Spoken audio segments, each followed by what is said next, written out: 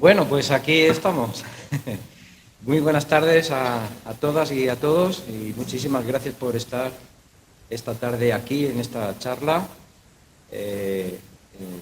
aprovechando que es el 50 aniversario de la Iglesia Evangélica Centro Cristiano de Vila-real. Así que 50 años, bueno, la canción dice 20 años no es nada, pero 50 años tampoco es que sean mucho, pero bueno. Si queremos saber un poco más de la raíz protestante en la ciudad de Vila-real, pues aprovechamos para invitaros a las siguientes charlas que vamos a tener, sobre todo el viernes en la Casa de Esmundina. Yo sé que algunos habéis leído en el periódico que la charla de hoy era en la Casa de Esmundina, pero no, la nota de prensa tiene algunos errores, ¿de acuerdo? También hay algún error de carácter anual, así que ya lo iréis leyendo y que eso no está bien escrito, y lo dejo ahí. Entonces ahí, el viernes sí que la charla será allí, Casa de Esmundina, y ahí hablamos directamente de las raíces protestantes que datan del siglo XVI, incluso un poquito antes. Bueno, ya lo dejo ahí y la intriga ya está lanzada. Así que nada, hoy vamos a hablar un poco de San Pascual, el patrón de esta ciudad, pero vamos a ver, ahí está ese interrogante para ver si había o no había amistad, si había relación con los protestantes, ¿no? Y la charla pues va a ser a cargo de Santi Cortés, la mayoría ya conocéis quién es, ahora haremos un poquito de presentación. Él va a dar la charla, va a exponer todo lo que ha preparado, históricamente todos los datos que tiene. Y después, si alguien tiene alguna pregunta de manera personal, cuando termine la reunión, o sea, no habrá un tiempo de coloquio, sino a nivel personal, si alguno tiene algún interés o quiere preguntar sobre alguna cuestión, puede acercarse personalmente y hacer la pregunta que quiera, ¿de acuerdo? Que tenga que ver con el tema, ¿vale? No vamos a preguntar de cosas que no tienen que ver con el tema, vamos a respetar este momento y vamos a centrarnos al tema que hemos venido, ¿vale? Bueno, Santi Cortés ha trabajado en Irlanda, en Alemania y aquí en España. Él estudió en el Instituto Mater Dei, era al mismo tiempo, pues, es el seminario, ¿no? Es el seminario diocesano.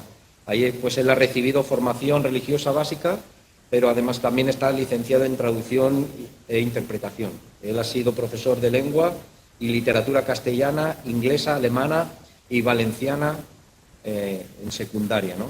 Ha trabajado en los institutos en nivel secundario.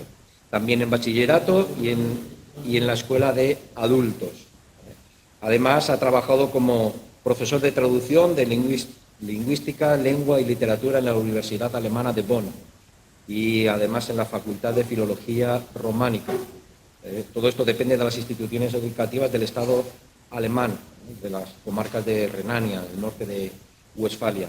También ha trabajado en la Facultad de Traducción y Comunicación, en la Facultad de Filología y Culturas Europeas de la Universitat Jaume I y como profesor de diversas materias en el ámbito de lingüística.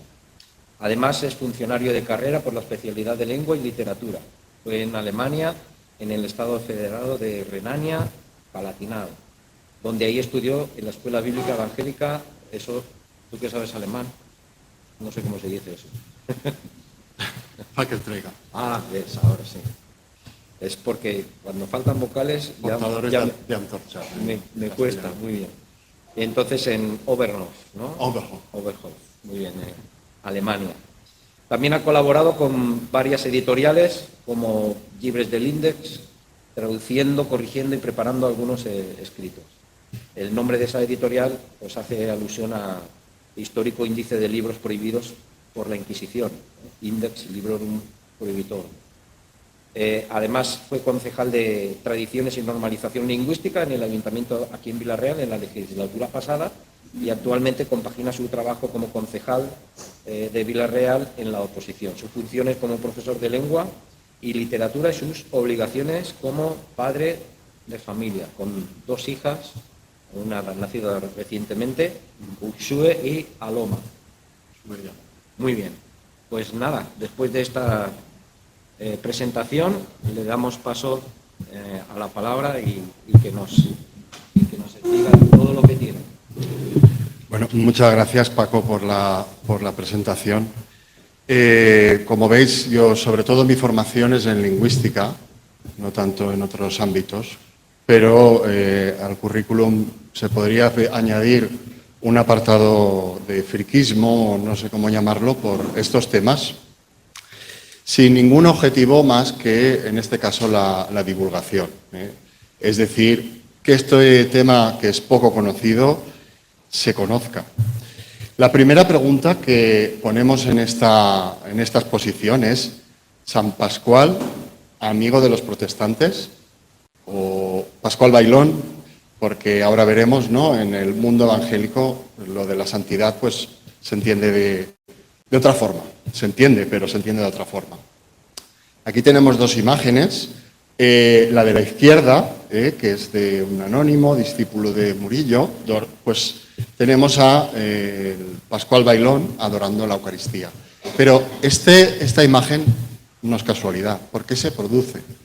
¿Qué más hay detrás de esa historia? Es, por tanto, una historia poco contada. Es la historia de los evangélicos de España y, en parte, también de los evangélicos de Francia.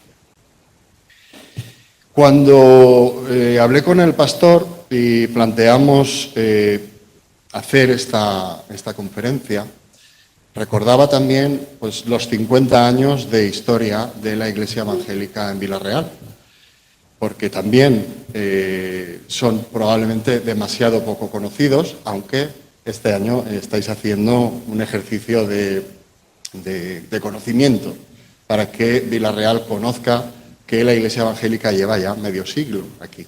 Y por lo tanto quería felicitaros por vuestro tiempo, por el tiempo que habéis estado en la ciudad. Primero, podríamos hablar de las raíces franciscanas de Pascual Bailón, porque las raíces franciscanas de Pascual Bailón no son cualquier cosa. Las raíces franciscanas significa que Francisco de Asís es el fundador de la orden en la que profesa Pascual Bailón. ¿Y cuál es una de las cosas que Cristo, en concreto el Cristo de San Damiano, le dice a Francisco de Asís? Cuando Francisco de Asís se convierte, cuando también tiene su momento de conversión, él acude a una iglesia en la que hay un Cristo como este, es el conocido como Cristo de San Damiano, que le dice: Francisco, reforma mi iglesia. ¿No estás viendo que se hunde? Y es curioso porque muchas veces esto se ha obviado también desde el mismo catolicismo, que dentro de la Iglesia de Roma, del catolicismo, hay reformas constantes. En la Biblia ahí aparece constantemente esa llamada a la reforma. Dicen que Francisco de Asís interpretó que lo que tenía que reformar era el edificio. Y no fue hasta tiempo después cuando se dio cuenta que a lo que le estaba invitando el Cristo de San Damiano era a reformar la iglesia con mayúscula. Es decir, a reformar no un edificio, sino a reformar la iglesia como tal. ¿Cuál es la gran renuncia del franciscanismo?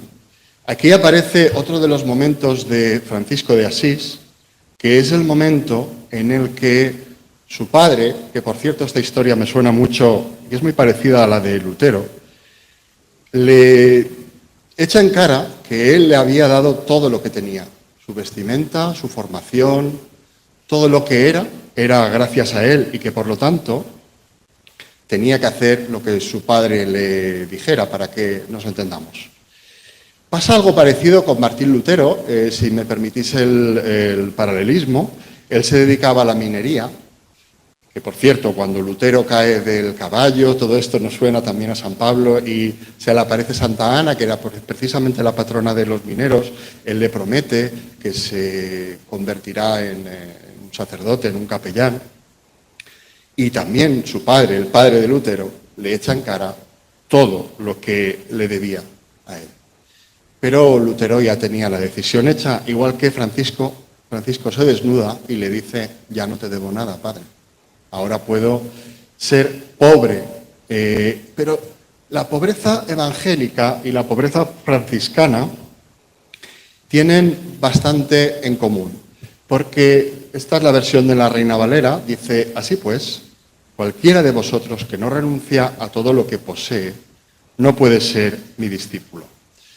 Y aquí estaba haciendo un acto, Francisco de Asís, que era un acto de desprendimiento, pero también era un acto de denuncia, se ha dicho muchas veces, hacia la Iglesia contemporánea. Porque la Iglesia contemporánea era más bien corrupta y más bien poco pobre. Entonces viene la siguiente pregunta, y aquí tenemos una imagen que es como el emblema de los valdenses, que por cierto también tienen su historia incluso en Castellón, en el Reino de Aragón, etc.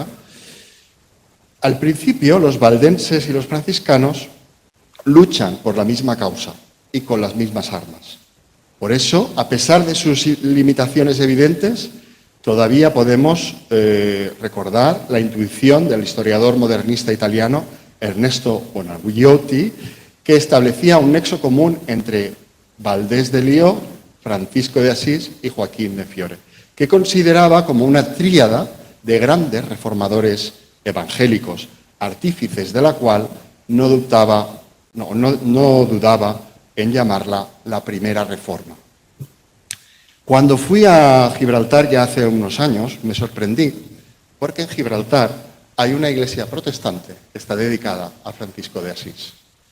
Entré a hablar con el pastor y le dije que me había sorprendido que una iglesia evangélica estuviera dedicada a Francisco de Asís, cuando es un santo canonizado por el catolicismo y que por lo tanto, no sé, me resultaba extraño. Y me dijo: es que Francisco de Asís es un reformador. Lo que pasa es que cada uno lo ha interpretado como le ha convenido. Esa era la respuesta. Los valdenses.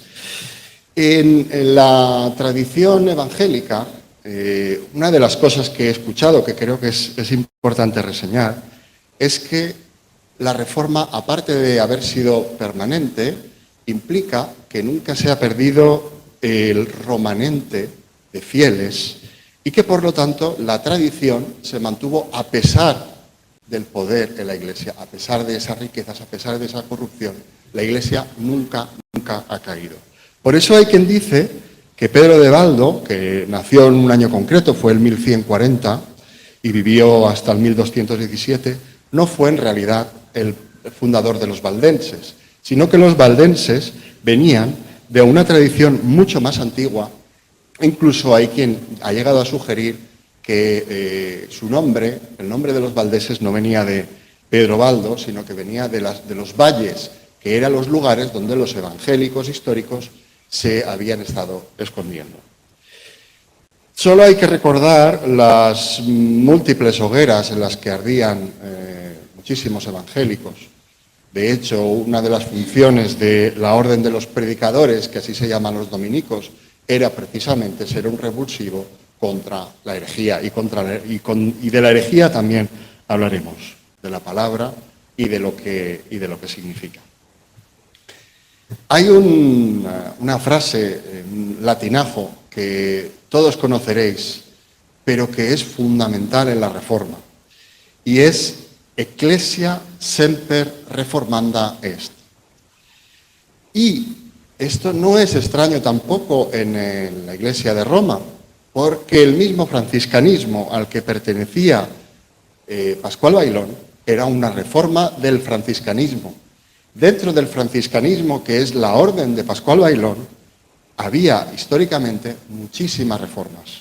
A la que pertenecía Pascual Bailón justamente era la reforma alcantarina de San Pedro de Alcántara, que, entre otras cosas, ahí estaba, me hacía gracia yo cuando era niño, que a la reforma le solían llamar los franciscanos descalzos, entre otras cosas porque realmente iban descalzos como muestra de su desprendimiento, de su pobreza.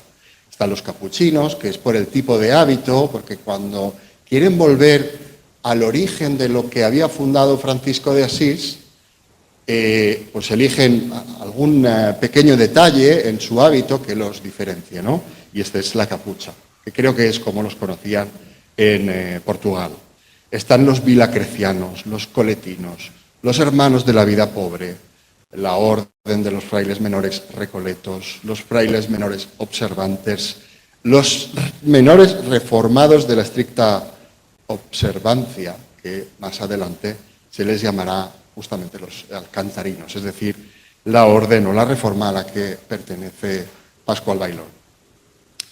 Había un símil que a veces explicaba un pastor cuando estuve en este seminario bíblico evangélico, que es el Packelträger, que es difícil de pronunciar por el alemán y tal. Y es que cuando nosotros reformamos nuestra casa, es diferente de cuando la restauramos. Cuando restauramos algo, lo dejamos en su estado original, tal cual era. Pero cuando lo reformamos, lo actualizamos, lo ponemos al día. Es decir, lo hacemos moderno, a la moda, tal vez respetando un poco el origen histórico, pero hacemos una adaptación. Y precisamente esto es lo que intenta la Reforma. La Reforma no es solo volver al origen y al cristianismo de los primeros siglos, es mucho más. Es hablar con el idioma del tiempo actual. Esa es la diferencia entre una reforma y una restauración. Por eso habría que hablar también de Lutero, cuando ponía esas canciones en alemán actual que todo el pueblo entendía y utilizaba melodías que la gente ya conocía. ¿Para qué lo hacía? Pues para que la gente pudiera entender la predicación, que pudiera entender cuál era el mensaje del cristianismo, de la Reforma. Hay un paralelismo que me gustaría hacer, que es la conversión con la cruz de San Damiano y la conversión de Pascual en Orito, en la ermita de la Aparición. Porque veo algunos paralelismos en esa conversión, en ese momento que es un momento central en Pascual Bailón. Hay que recordar también algo que es fundamental en la Reforma, y es el hecho de la profesión, o una de las profesiones, la más importante de Pascual Bailón, que era justamente pastor. Porque, como bien sabréis, en la Reforma se deja de llamar a los capellanes o presbíteros sacerdotes, porque en la Reforma el sacerdocio es universal, y se les comienza a llamar con lo que aparece en la Biblia, que es pastor. Y justamente Pascual Bailón era pastor, y él reclamaba con su franciscanismo esa pobreza, esa sencillez, ese volver al origen. Dice la tradición que fue aquí, cerca de la ermita de Orito, donde tuvo lugar lo que se denominó el milagro de la aparición, según el cual vio abrirse los cielos y aparecer entre resplandores y sustentados por ángeles a Jesucristo, bajo la forma eucarística de la hostia y el cario. Tenía 24 años y entonces pidió ingresar en la orden franciscana, en el convento de religiosos alcantarinos. Vistió los hábitos en 1564 y habitó después el convento de Santa Ana del Monte en Jumilla, que está en Murcia. Y de allí dicen que incluso algunos árboles y su celda que se conservan todavía. ¿Dónde aparecen los evangélicos en la tradición de Vilarreal, de San Pascual? Pues aparecen en los gozos. ¿Qué son los gozos? A mí me gusta mucho hablar de los gozos porque normalmente lo que recogen es una tradición oral, la mayoría de ellos, una tradición que es popular porque la gente la canta habitualmente, aquí en Vilarreal todos los años. Cuando voy a la misa de San Pascual, la misa mayor de las fiestas, pues se suele cantar, pero hay una estrofa a la que tal vez nadie haya reparado, que dice: entre herejes preguntado, si Cristo en la hostia existe, el celo tu fe se viste y lo predica alentado, y aunque fuiste apedreado, no morir fue tu tormento. Y luego responsorio: lo oremos por ti, Pascual, los frutos del sacramento. Continuamente se exalta lo que se denomina en la tradición romana la hostia, el pan consagrado. Y aparece la palabra hereje, que por cierto luego veremos, aparece también en otros himnos, como por ejemplo el himno de las Purisimeras también aparece esta palabra, la palabra hereje.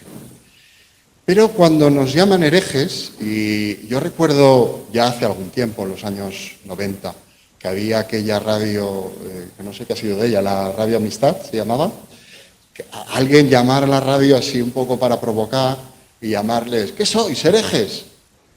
Pues hay un diccionario que, bueno, lo he traducido, bueno, voy a traducir ahora, que es el diccionario de Mosén Alcover, del que he sacado esta etimología. La palabra hereje viene del latín hereticus, que procede del griego hairetikos y significa libre de escoger. Por eso, en líneas generales, un hereje es una persona que asume la posibilidad de escoger libremente seguir un dogma diferente del que se le impone por una doctrina, por una religión o por una secta. Por lo tanto, feliz bendición ser un hereje. De hecho, dicen que algunos de los que quemaban en esas hogueras históricas, en las que algunos de nuestros predecesores evangélicos, muchos, ardieron, pues reconocían esto mismo, soy un hereje. La siguiente pregunta, porque es importante, porque el viaje que hace Pascual Bailón es a través de Francia, donde hay un tipo de evangélico que son los hugonotes, es quiénes eran los protestantes en Francia. Porque si no, este capítulo de... Tengo aquí un libro que me regaló un sacerdote ya hace muchos años, que es el de la biografía del padre Rambla. Una de tantas, no es la única, pero bueno, esta es la que voy a utilizar hoy. El capítulo Defensor de la Eucaristía, que es el que voy a comentar, no lo podemos entender en su profundidad, sobre todo siendo evangélicos, si no entendemos quiénes eran los hugonotes. La palabra hugonote, hablamos del alemán otra vez, dicen que puede ser, viene de Eidgenossen, que es como se describía a los patriotas de Ginebra, hostiles al duque de Saboya. Dicen que también puede provenir del apellido Hux, por un líder del movimiento de Ginebra, que era Besançon Hux, y otra leyenda, que sobre todo era para descalificar a los evangélicos de la Francia histórica, era que es que adoraban a un fantasma que sería Le Roi Huguet.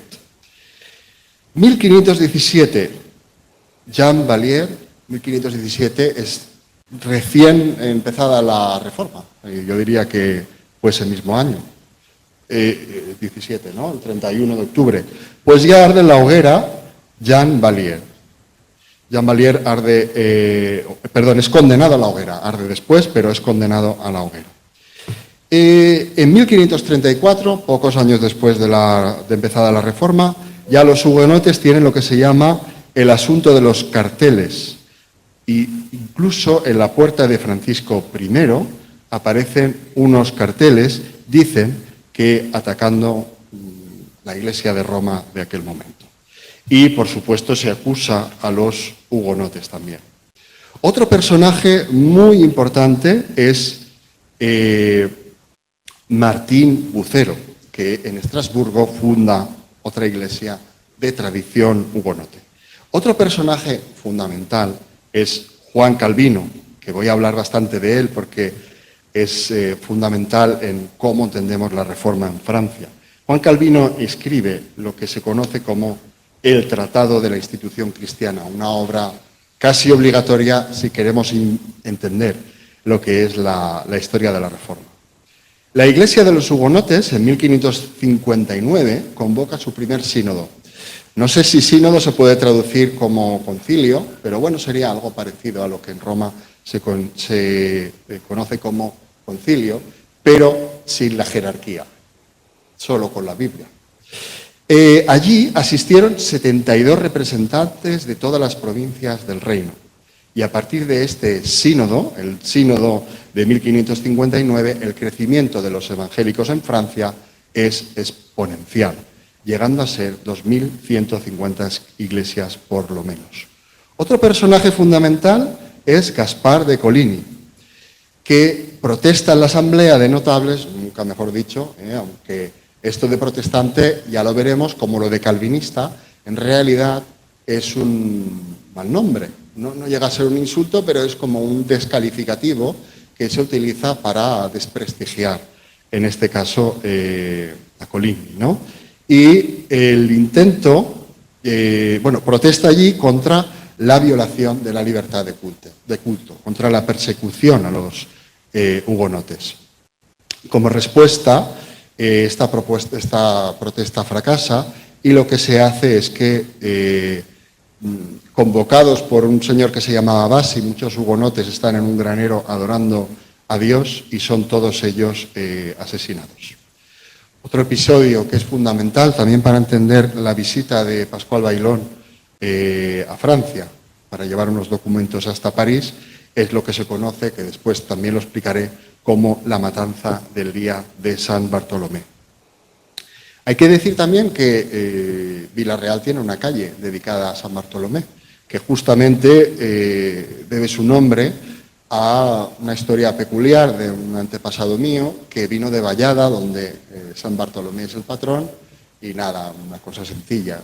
Esto que tenemos aquí en la portada se solía poner en las casas, como buscando la bendición del santo o algo así. Como venía de Vallada y al patrón, pues puso eso, y por eso tenemos una calle dedicada a San Bartolomé, que es importante también para entender la visita de Pascual Bailón, porque fue una de las peores persecuciones que se hizo a los evangélicos, ¿no? Uno de los asesinatos en masa para acabar con la Iglesia evangélica, en este caso en Francia. Los evangélicos también en Francia tampoco es que se queden ahí en un limbo, incluso llegan a fundar un partido político, el partido político de los hugonotes, que se funda en 1573. Se me había olvidado decir antes que cuando se produce esta conocida matanza, los evangélicos ya eran, dicen los historiadores, alrededor de un 10% de los franceses. Es decir, que el evangelismo de aquellos reformadores había crecido de una forma increíble. El rey Enrique III, también fundamental, sucesor de Carlos IX, en 1574. Enrique fomenta la creación de lo que se llama la Liga Santa contra los hugonotes. Y después del asesinato de Enrique III en 1589, su sucesor, el heredero hugonote Enrique IV, solamente pudo hacer que pacificar el reino de Francia aceptando el catolicismo y privando a la Liga Santa de un argumento que tenía para que él no asumiera el trono, que era que no era católico, que era protestante. Y de ahí esa frase seguramente apócrifa, que habréis oído muchas veces, que es aquella de París bien vale una misa, porque el hecho de convertirse, en este caso al catolicismo, pues para él valía renunciar incluso a sus principios. Es una frase que se suele utilizar para eso, para alguien que no tiene principios, que le da igual todo, ¿no? Y, bueno, probablemente es apócrifa. Pero bueno, gracias a Enrique IV se hace lo que se conoce como el Edicto de Nantes y, por lo menos, los hugonotes consiguen una cierta paz religiosa. Por cierto, la madre de Enrique IV era Joana de Albret, que era, para que nos entendamos, calvinista. Digo para que nos entendamos porque eso de calvinista no tiene mucho sentido en la tradición protestante, y ahora explicaré por qué. Su mujer era Margarita de Francia, que también era calvinista, de la rama de los Valois. Es una, por cierto, también reina de Navarra. Es otra de las historias poco conocidas. Aquí tuvimos monarcas también protestantes en España y creo que es importante que esto se conozca.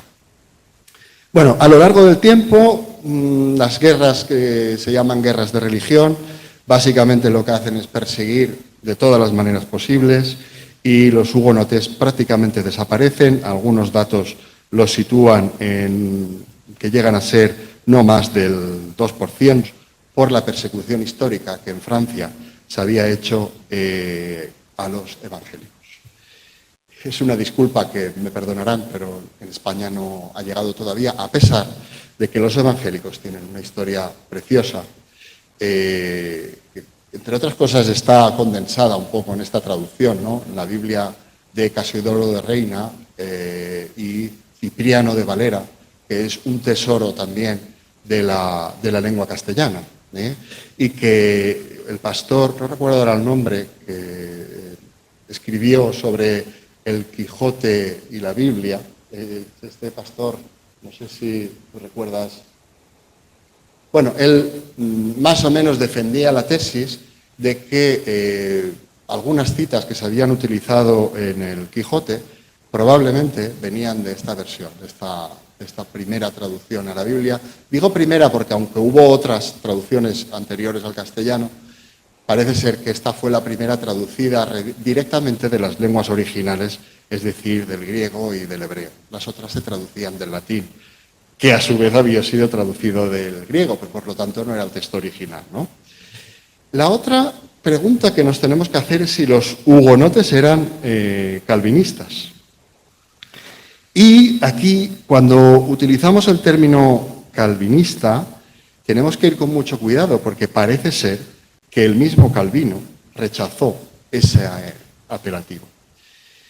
El mismo Calvino no le gustaba el término calvinista porque de hecho era más bien lo que otra rama de la Iglesia evangélica del tiempo, que eran los luteranos, utilizaban para descalificar a toda una serie de doctrinas entre los cuales estaba Calvino, pero no era ni mucho menos el único.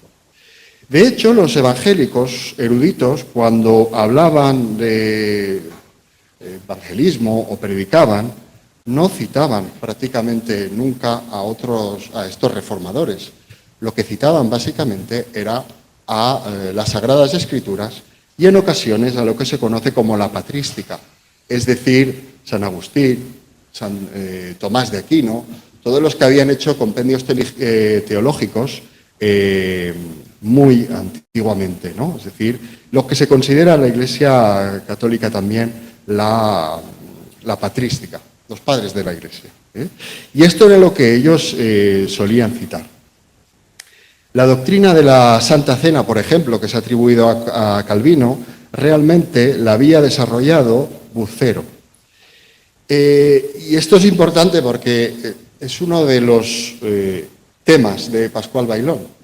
A Pascual Bailón se le atribuye haber defendido la presencia real de Jesucristo en la Eucaristía, lo que se conoce en teología como transubstanciación.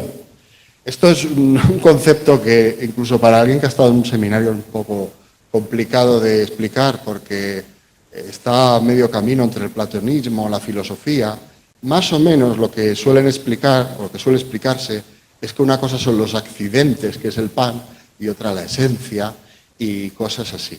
Pero esto para algunos protestantes de raíz, para que nos entendamos calvinista, era algo así como canibalismo, que estás comiendo carne, realmente. Y este dogma, que es un dogma que confronta, pues por ejemplo, lo que había reafirmado en aquel tiempo la Iglesia con el Concilio de Trento, etcétera, ¿por qué es fundamental y por qué probablemente es el motivo de que luego a Pascual Bailón se le conceda eso, que sea el patrón de los congresos eucarísticos? Pues bueno, porque entre otras cosas, por ejemplo, el dogma de la Inmaculada Concepción todavía no se había proclamado, eso fue en el siglo XIX, por lo tanto un católico del siglo XVI no tenía que creer en la Inmaculada Concepción, ni tampoco en la Asunción, porque eso fue el Papa Pío XII en el 1950 y algo, ahora no recuerdo, también tiene una calle aquí dedicada. Y el Papa que proclamó la Asunción, aquí tenemos, por cierto, en Vilarreal, las llamadas purisimeras y rosarieras. Y esta confrontación es importante reseñarla, porque Tomás de Aquino, que era uno de los que el mismo Calvino citaba, pues estaba en contra del dogma de la Purísima Concepción, y a veces se ha dicho o he escuchado que esta confrontación histórica, que supongo que todos conoceréis entre rosarieras y purisimeras aquí, entre otras cosas se debe a que en este concilio, el Concilio Vaticano I, del Papa Pío IX, que finalmente confirmó que para ser católico había que creer en él, los dominicos utilizaban los escritos de Tomás de Aquino para defender que ese dogma no podía ser, porque hay un texto de la Escritura que utilizaba Tomás de Aquino, que era este de por cuanto todos pecaron, todos están destituidos de la gloria de Dios. Todos es todos, ¿no? Evidentemente menos Dios nuestro Señor. Y este es el que utilizaron los dominicos, pero los franciscanos, que eran más partidarios de la religiosidad popular, hicieron lo contrario, es decir, defendieron el dogma. Bueno, todos estos dogmas no existían, pero sí que existía el de la Eucaristía o de la presencia de la Eucaristía. Y por eso, probablemente, es que a Pascual Bailón se le exaltó haber defendido este dogma ante los protestantes de Francia, porque era el dogma que había que creer en aquel momento. Por tanto, llamar calvinista a los seguidores de Calvino es probablemente, esto algunos llegaron a decir, un insulto para ellos. Porque dicen o decían estos reformadores, no fuimos bautizados en el nombre de Calvino, sino en el nombre de Cristo. Y por eso nos llamamos simplemente cristianos. Es cierto que después, posteriormente, muchos evangélicos sí que ya en el siglo XVIII comenzaron a llamarse calvinistas y crearon esto que se llama el tulipán, que es un acróstico, que son los fundamentos del calvinismo, pero esto ya es posterior, que creo recordar que del siglo XIX, y del tulipán el mismo Calvino ni tan siquiera sabía qué era, aunque probablemente las doctrinas que contiene sí, ¿no? La tradición reformada, por tanto, no establece su doctrina a través de Calvino, sino a través de los escritos de muchos otros teólogos y de lo que se llama las asambleas eclesiásticas, por ejemplo, la confesión tetrapolitana, la confesión de Basilea, la segunda confesión helvética. Ahí es donde, recogiendo todas las reflexiones de muchos teólogos y sobre todo de la Biblia y de la patrística, se desarrolla toda su teología. Para que no, voy a intentar resumir, la matanza de San Bartolomé, que fue la noche del 23 al 24 de agosto de 1572 y que sobre todo tuvo lugar en París, ciudad que posteriormente, pocos años después, visitaría Pascual Bailón, en todo ese contexto de persecución religiosa a los evangélicos. Dicen que turbas furiosas masacraron a los protestantes de Orange, Rouen, Troyes y Dieppe. Fue increíble esta persecución. Dicen que había calma, pero esa calma se hizo añicos y que los romanistas habían puesto desenfreno de asesinatos, saqueos, sacaron a los protestantes de sus hogares, las víctimas fueron apuñaladas, disparadas, golpeadas hasta la muerte. Sus cuerpos ensangrentados eran a menudo desmembrados, arrojados por las calles y al Sena, que dicen incluso que se tiñó de rojo por la gran matanza que se hizo a los evangélicos de la época.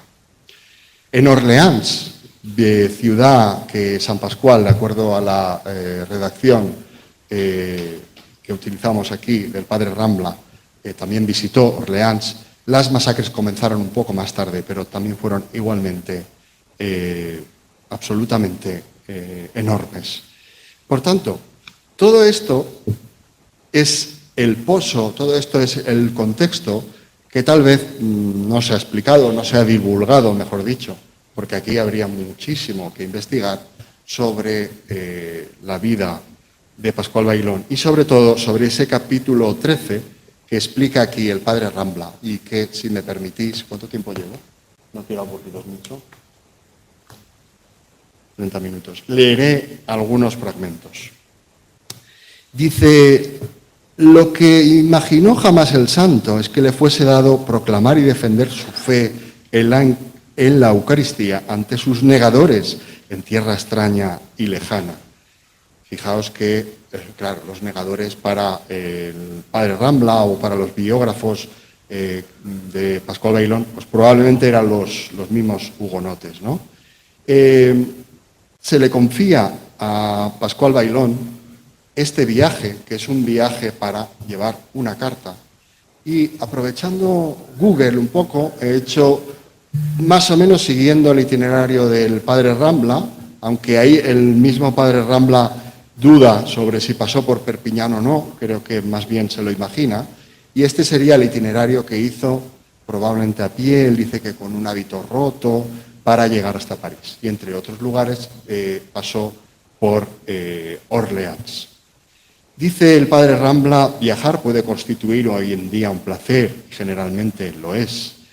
Dice, de Almansa a París. Dice, ¿cuál fue el asunto que motivó la urgencia de tal viaje? Las fuentes no lo dicen explícitamente, pero se deduce del contexto histórico.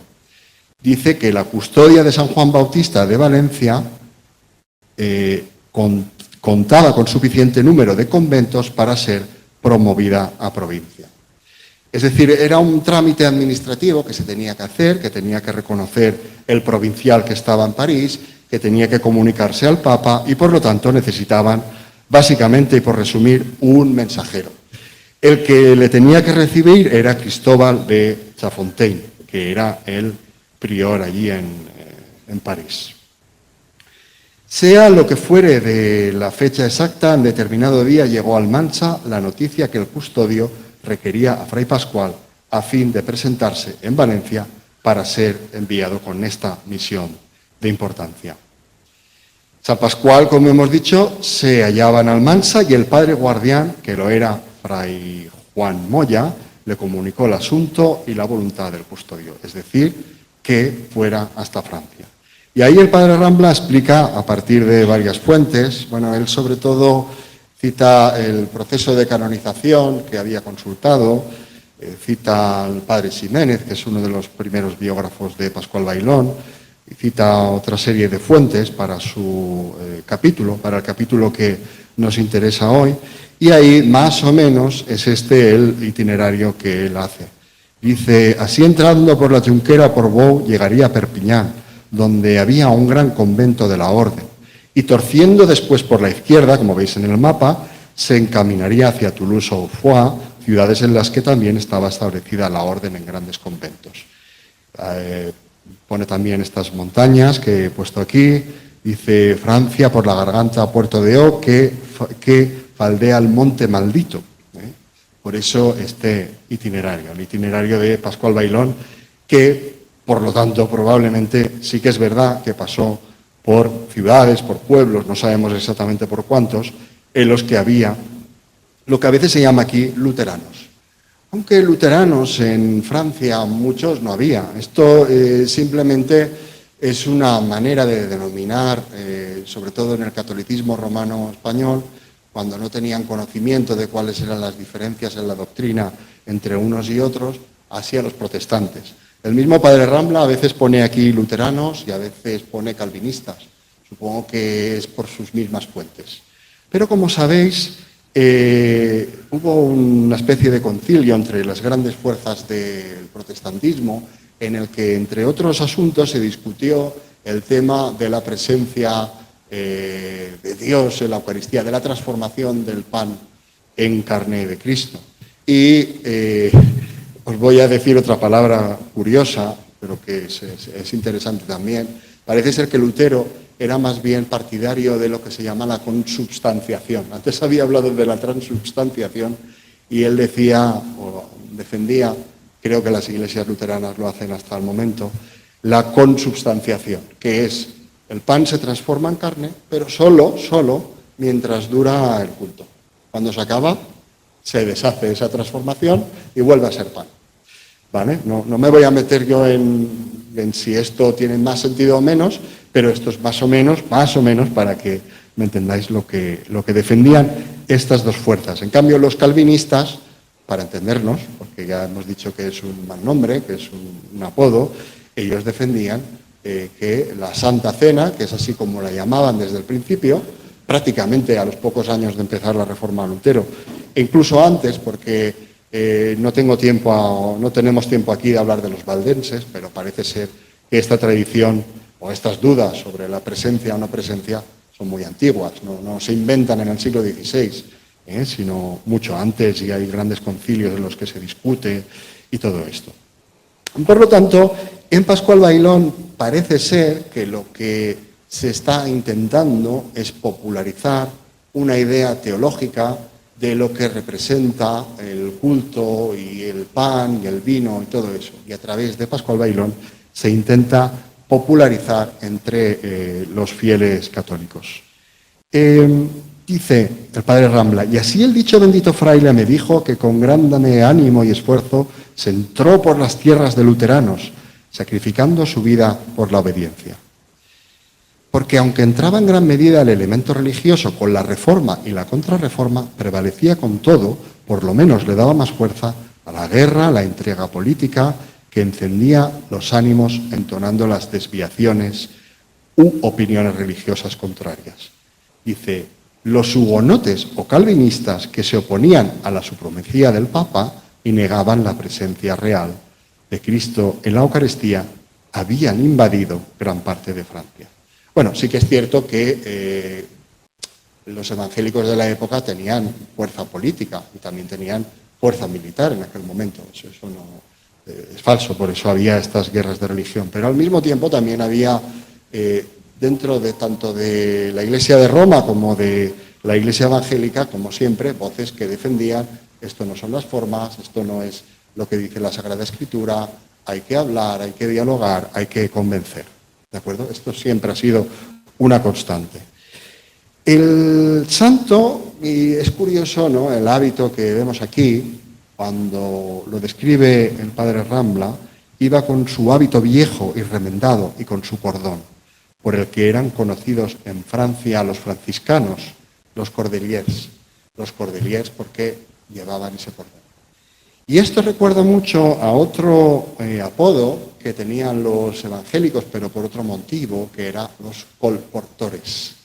Todos parece ser que tienen que tener su apodo. Los colportores ya sabéis que parece ser que viene por portar en el cuello las Biblias. Pues bien, Pascual Bailón lo llevaba, pero con un cordón.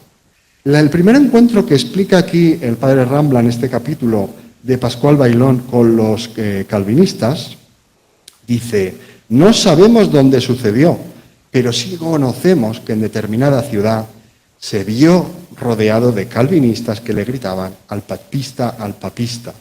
Una turba de todas las edades recogiendo piedras comenzaron a tirárselas reciamente. Una pedrada lanzada de seguro por un brazo vigoroso le tocó el hombro izquierdo. Le faltó poco para que no la derribase, pero aunque no cayese al suelo, le produjo tal dolor que le duró por espacio de años en España. Y luego se hablaba del dolor que le había producido aquella pedrada. Dice que en aquel momento tenía Pascual Bailón 39 años. Dice, nunca se apartó del camino, ni se defendió ni aceleró el paso que llevaba. Afirmaba el padre Moya, que le contó el mismo bienaventurado. Hay que decir una cosa que yo creo que es fundamental, que mientras que todos estaban haciendo la guerra, Pascual Bailón parece ser, porque, claro, a ver, las biografías de los santos a veces se pueden exagerar un poquito, se pueden distorsionar con el tiempo, pero parece ser que Pascual Bailón quería hablar con los evangélicos. Porque si no te pones a hablar con alguien, ni te da una pedrada, ni habla contigo, ni te contesta, ni discute ni sobre la Eucaristía, ni sobre nada. Parece ser, yo siempre he entendido de aquí, que él hablaba con los evangélicos. Porque hay varios episodios explicados por el padre Rambla en los que lo hace. Dice, confió que había estado en Francia y que ésta necesitaba de gran conversión, lo que pedía a nuestro Señor. Luego dice, no obstante, añadió, yo personalmente tengo que agradecer al Señor haber recibido por medio de aquella gente, refiriéndose a los evangélicos, una gran merced. Más tarde, añade Al-Fajari, me enteré, ya después de su muerte, biógrafo de Pascual, que allí había sido apedreado. Pero eso se entera luego, él no lo dice, él se entera luego por otras fuentes, dice Al-Fajari. Y él dice que había recibido de ellos una gran merced. Una gran merced es una gran gracia. Y precisamente esto era uno de los fundamentos de la Reforma, la sola gracia, la sola fe, la sola escritura. Son los fundamentos. Y dice el biógrafo, este biógrafo y otros de Pascual Bailón, que había recibido de los evangélicos una gran gracia. Y hay que tener en cuenta que estamos en un texto que es un texto de un sacerdote católico, que de ahí podemos destilar que con su contacto con los evangélicos recibió una gran gracia. Dice también, mantuvo discusiones con los luteranos acerca de la Eucaristía y de la autoridad del Santo Pontífice. Otra de las curiosidades de Pascual Bailón parece ser que pasó tanto estrés que dicen que perdió el color del pelo, que se le hizo blanco el pelo.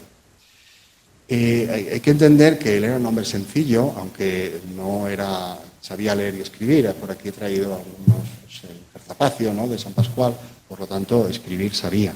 A veces se ha exagerado esto, aunque hay que entenderlo también a la luz de la forma de entender la humildad por parte de los franciscanos y qué significa, por ejemplo, algo que prácticamente prohibió el Vaticano II, que es lo de ser hermano lego, que prácticamente era como ser el último de los últimos, tener pues tareas así más domésticas y cosas así, ¿no? Bueno, el Vaticano II dijo que había que intentar que todos los hermanos de los conventos fueran iguales. El mismo bendito Fray Pascual, explica Moya, me dijo que le apedrearon otra vez junto a una gran ciudad. Y sabemos por fuentes que es Orleans, que sale aquí en el mapa que tenemos, en el mismo reino de Francia. Pero esta vez, dice, la ocasión fue más solemne y formal. Primero le cercaron y luego le preguntaron, «Papista, ¿en el sacramento que vosotros consagráis está Dios?» Y dice, respondiendo que sí, con grande constancia, le contradijeron, argumentándole con diversas razones, a las cuales él respondió con su simplicidad, pero enseñando por Dios cómo iban errados y que no sabían lo que decían, con argumentos falsos, porque Dios estaba allí, etcétera, etcétera. Por lo tanto, nos sitúa a Pascual Bailón, otra vez argumentando con los hugonotes. El santo pues defendió lo que alguien que pertenecía a la Iglesia de Roma. Y otra curiosidad, también dice aquí la biografía, que entre el poco francés que chapurreaba y el valenciano, que seguramente hablaría, pues estuvo bastantes años, ¿no?, en tierras valencianas y de hecho murió en Vila-real y por lo tanto parece ser que no sería complicado que hablara algo de valenciano y que eso le ayudara a entender, por ejemplo, una lengua hermana como es el occitano o incluso el francés. Aquí lo sugiere, pero no es nada extraño. Dice que llega a pedir limosna, esto es algo que hacían habitualmente las órdenes mendicantes, a la que pertenece Pascual Bailón, porque ellos creían, cosa que muchos evangélicos también creen, en algo que se llama la providencia. Es decir, despreocúpate, Dios proveerá, Dios te ayudará, pide limosna si no tienes nada, las flores del campo no se preocupan, ¿para qué te vas a preocupar?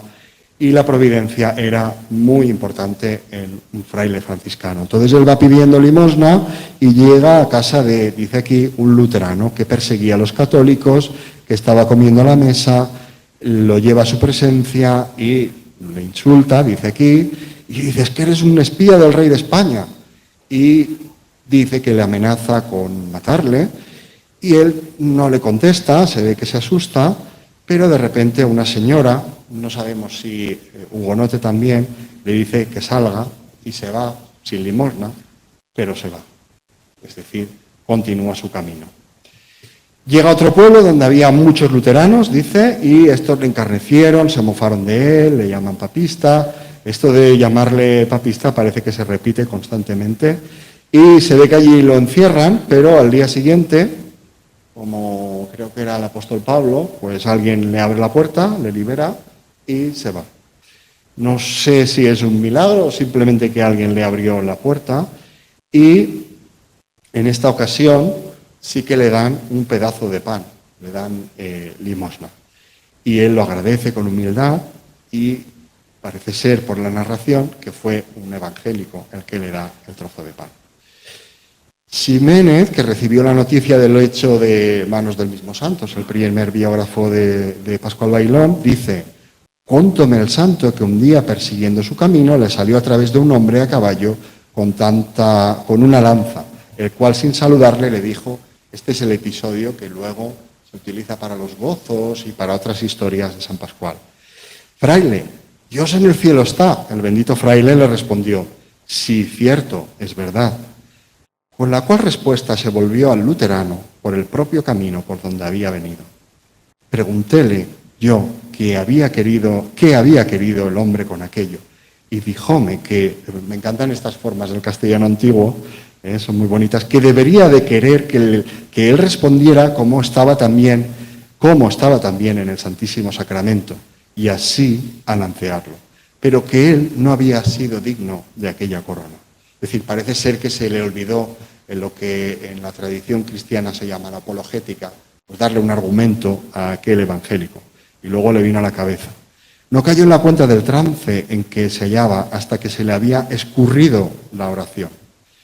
Y explica también que los luteranos le habían llegado a poner un puñal en el pecho. Dice que al pasar de una calle en un pueblo de la misma Francia, salióle al encuentro una matrona muy bien tratada y con el rostro halagüeño y muestras de gran alegría, se vino a él y haciéndole muchas caricias: «Hermano, ¿eres de nuestra religión?». Constantemente aparecen encuentros de Pascual con los evangélicos. Se refería a la Reforma protestante y creería ella que lo debería de ser, pues sin temor a la muerte, con aquel hábito iba entre ellos.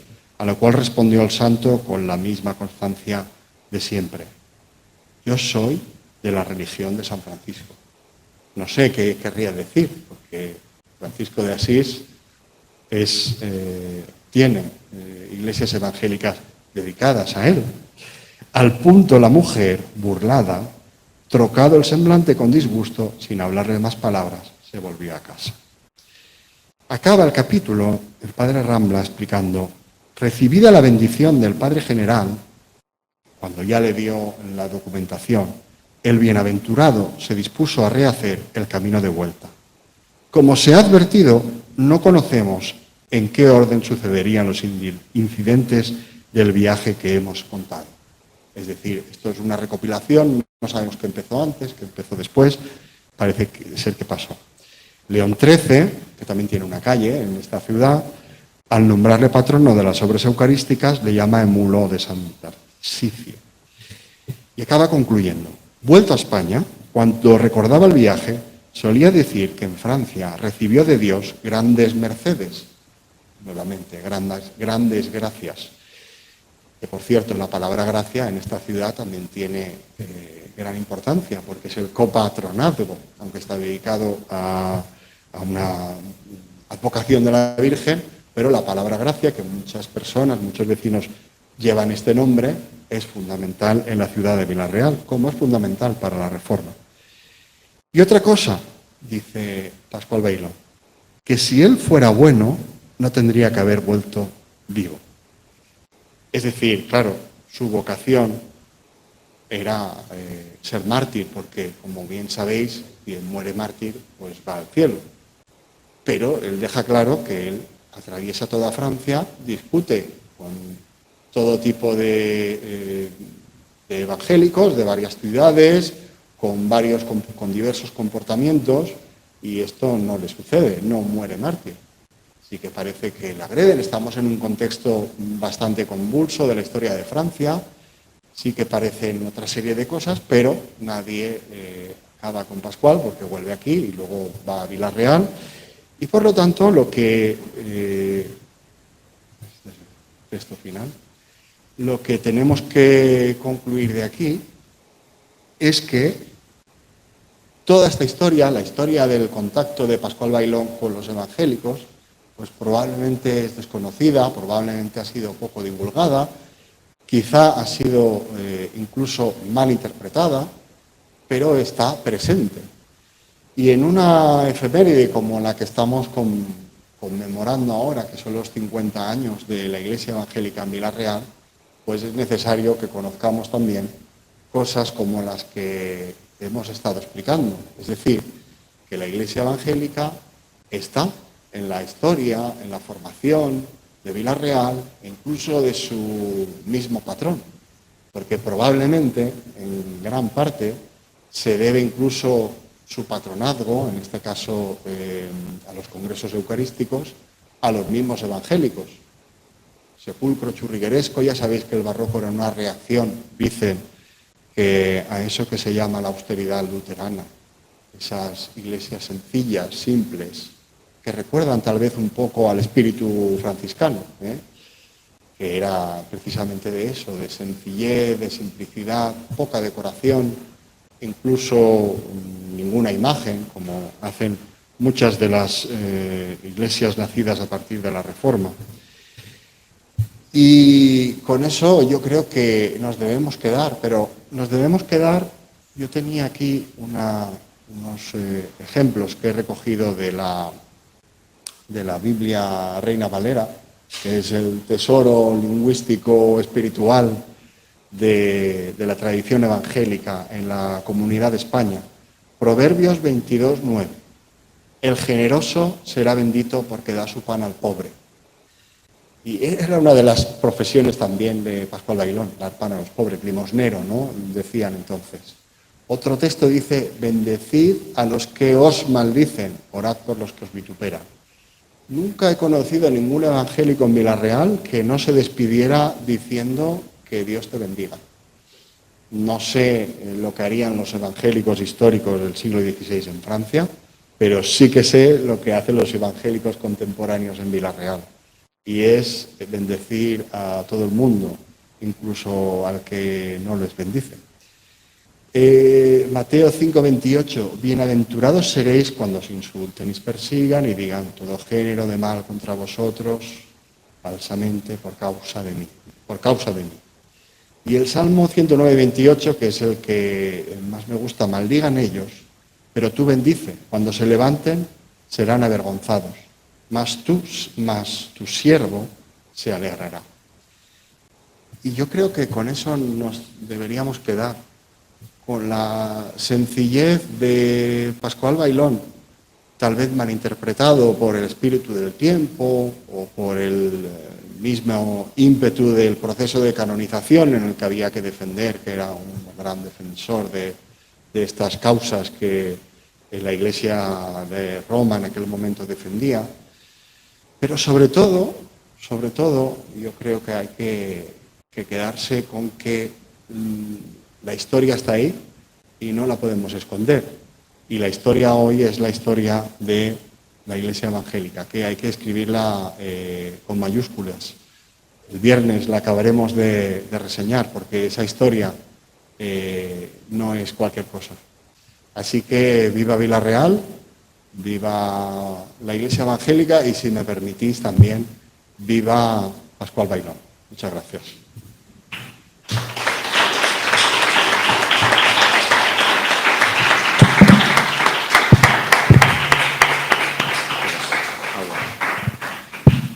Bien, pues muchas gracias por vuestra asistencia esta tarde aquí con nosotros y nada, invitaros a mañana aquí en este mismo lugar a las 6 de la tarde, documental de la historia silenciada de los protestantes, los protestants, documental de David Casals. Es un documental que ha sido muy premiado, yo os animo a que lo podáis ver.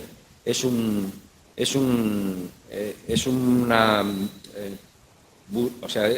una proyección en cuanto al tiempo de persecución que se tuvo cuando no se pertenecía a la religión establecida por el régimen, ¿no? En el tiempo de la dictadura.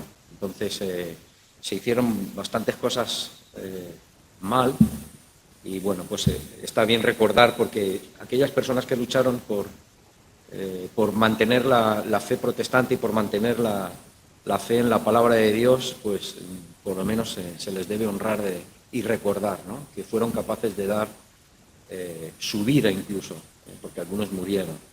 Entonces hoy vivimos muy cómodos, gracias a Dios, de que muchas cosas se han normalizado, se han aceptado, ya no pasa nada si tú tienes una fe más bíblica No pasa nada si tienes una fe más tradicional, que serían las dos grandes diferencias, ¿de acuerdo? Pues ahora ya empezamos a respetarnos y, bueno, pues damos gracias al Señor por eso. Pero queremos recordar, ¿no?, toda esa etapa, porque es necesario para que no se vuelva a repetir. Porque siempre nosotros tenemos la tendencia de, cuando no reaccionamos y nos damos cuenta de nuestros errores, pues nuestra tendencia es volverlos a repetir. Entonces, fundamentalmente es por esto. Así que será a las 6 de la tarde, ¿vale? Después sí que habrá un tiempo de tertulia, sí que habrá un tiempo de diálogo mañana a las 6 de la tarde. Se proyecta el documental y después tendremos un tiempo de diálogo donde sí que podréis hacer vuestras preguntas, vuestras inquietudes, ¿de acuerdo? De una forma, porque tendremos más tiempo, de una forma pues normal, ¿de acuerdo? Ahora, en este momento, si alguno tiene alguna pregunta o quiere alguna aclaración, alguna cuestión así, pues personalmente se acerca a Santi Cortés y se la puede hacer, ¿de acuerdo? Muy bien, muchas gracias y que efectivamente que el Señor nos bendiga.